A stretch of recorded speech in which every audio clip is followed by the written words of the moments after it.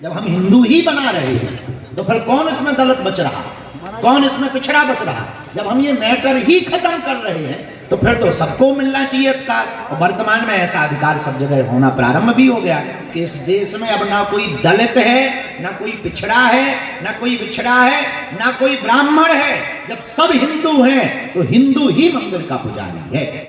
बागेश्वर धाम पीठाधीश्वर पंडित धीरेन्द्र कृष्ण शास्त्री 21 नवंबर से 29 नवंबर तक 165 किलोमीटर लंबी पदयात्रा के लिए निकल रहे हैं। सनातन हिंदू एकता पदयात्रा बागेश्वर धाम से रामराजा सरकार की नगरी ओरछा तक जाएगी। इस दौरान बाबा बागेश्वर अपने चिर परिचित अंदाज में बातें करते नजर आए। उन्होंने हिंदुओं को एक करने की बात कही, मंदिरों ने हर समाज का पुजारी होने की बात कही। उन्होंने कहा, अगर सब एक हैं तो सबको अधिकार भी समान होना चाहिए। उन्होंने कहा कि जाति सिर्फ दो ही होना चाहिए, एक गरीब और दूसरा अमीर।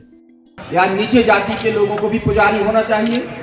वैदिक परंपरा का अनुसरण करने वाले, वैष्णव परंपरा की मान्यता को पूर्ण रूप से मानने वाले हमारे इस देश के शंकराचार्य, हमारे देश के महामंडलेश्वर, अगर हमारे हाथ में होता तो हम आज ही घोषणा कर देते।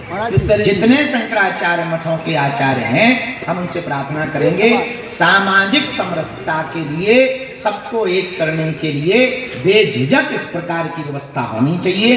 हम ये नहीं कहते कि कौन होना चाहिए, हम ये कहते हैं कि इस देश में ना दलित है, ना पिछड़े हैं, ना बिछड़े हैं, तो सब होने चाहिए।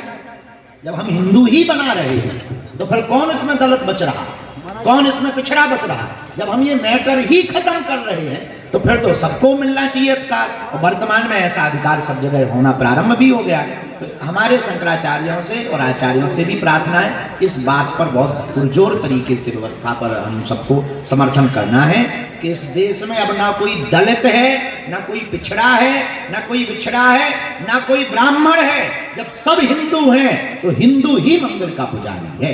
महाराज जी